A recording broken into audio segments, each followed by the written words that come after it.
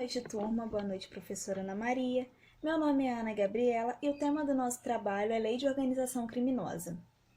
A Lei de Organização Criminosa, ela veio com o objetivo de definir o conceito de organização criminosa, dispor sobre a investigação criminal e meios de obtenção de prova, dispor também sobre procedimento criminal e estabelecer os tipos penais correlatos.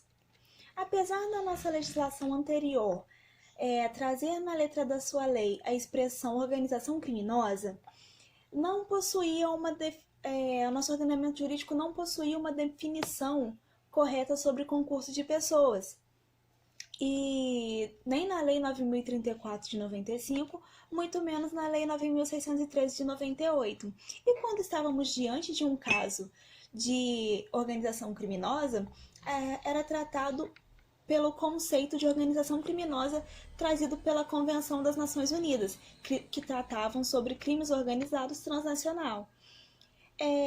A primeira turma do STF, através do ministro Marco Aurélio, decidiu que a legislação brasileira não possuía uma definição, um conceito de organização criminosa e não poderia suprir a necessidade dessa omissão pela definição trazida pela ONU, pois assim feria o principal princípio do direito penal, que é não há delito sem lei anterior que o defina.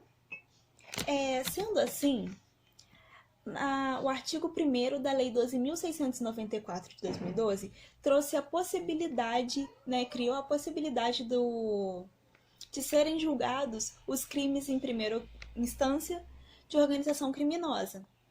No artigo 2º da mesma lei, foi contemplada uma definição de organização criminosa, e com a vigência dessa nova lei, as definições das leis anteriores foram taxativamente revogadas.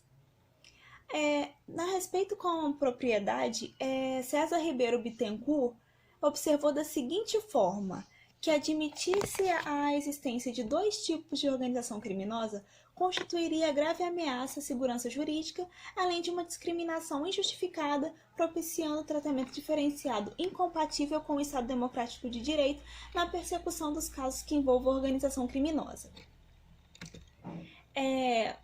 Dessa forma, a Lei 12.850 de 2013 acabou por definir organização criminosa no seu primeiro artigo, da seguinte maneira: considera-se organização criminosa a associação de 4 ou mais pessoas estruturalmente ordenada e caracterizada pela divisão de tarefas, ainda que informalmente, com o objetivo de obter direta ou indiretamente vantagem de qualquer natureza mediante a prática de infrações penais cujas penas máximas sejam superiores a 4 anos, ou sejam de caráter transnacional.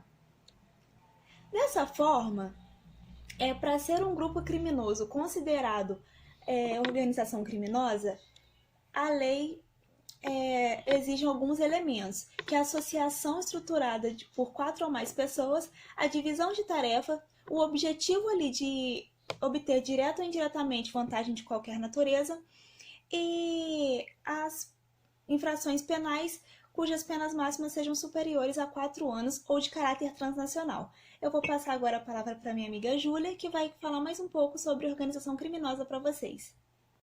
O artigo 2º da lei, ele descreve que promover, constituir, financiar ou integrar pessoalmente qualquer organização criminosa terá a pena de reclusão de 3 a 8 anos e multa, sem prejuízo das penas correspondentes às demais infrações penais. Quem impede ou de qualquer forma atrapalha a investigação da infração penal também será aplicada a mesma pena, e se houver o emprego de arma de fogo na organização criminosa, a pena será aumentada e ela será agravada para quem tem o comando individual ou coletivo da organização criminosa.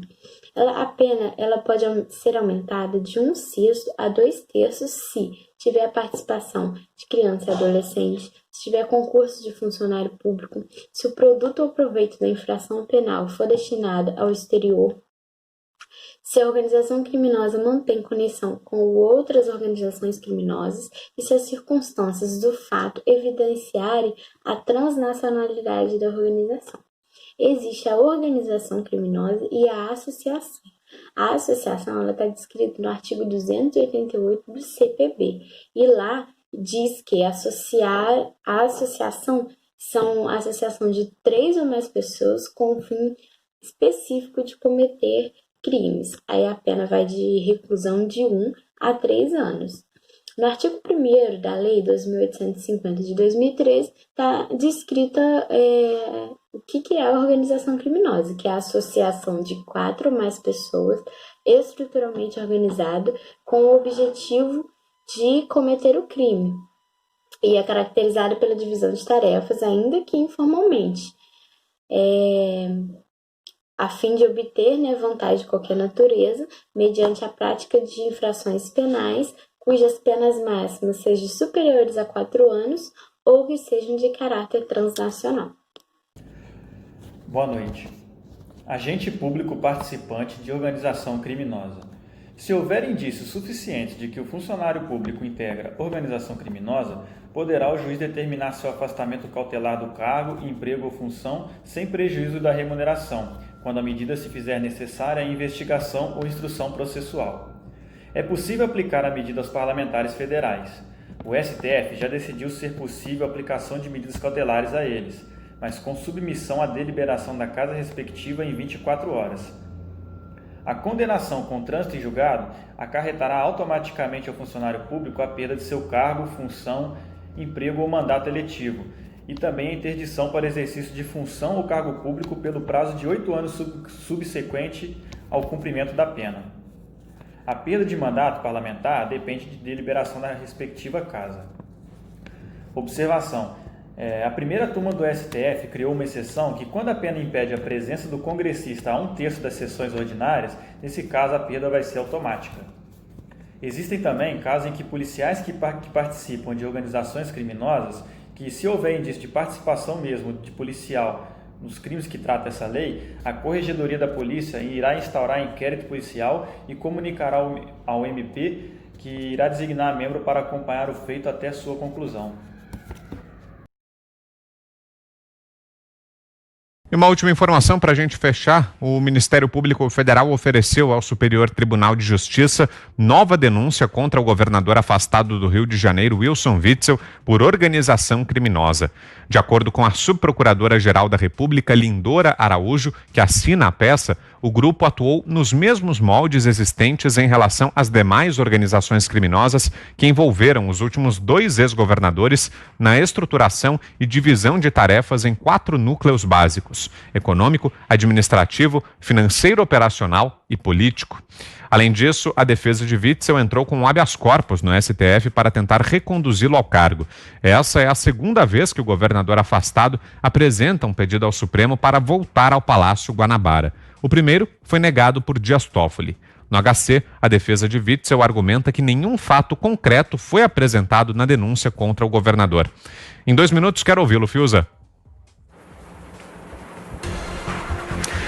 Se o STF conceder esse pedido ao Witzel, ele vai estar atropelando o STJ de uma maneira afrontosa e praticamente assinando embaixo do Covidão. O STF já assinou embaixo de tanta barbaridade, acho que não vai querer assinar embaixo do Covidão, porque de fato, como demonstra aí o Ministério Público Federal na sua nova denúncia, todo o modus operandi de parceiros laranjas que estão ali para desviar dinheiro público associados aos governantes, perpetrado e perpetuado pelos governantes anteriores desse trágico estado do Rio de Janeiro, de onde eu estou falando. O Witzel adaptou isso por um tempo de pandemia. Então o Witzel é o Cabral ao quadrado no Covidão, segundo as denúncias, vão ser julgadas. Eu acho que dificilmente, inclusive já há pena, o projeto aprovado para duplicação de penas, nesse caso de roubo de verbas emergenciais de saúde pública, eu acho que dificilmente o STF vai livrar o Witzel dela.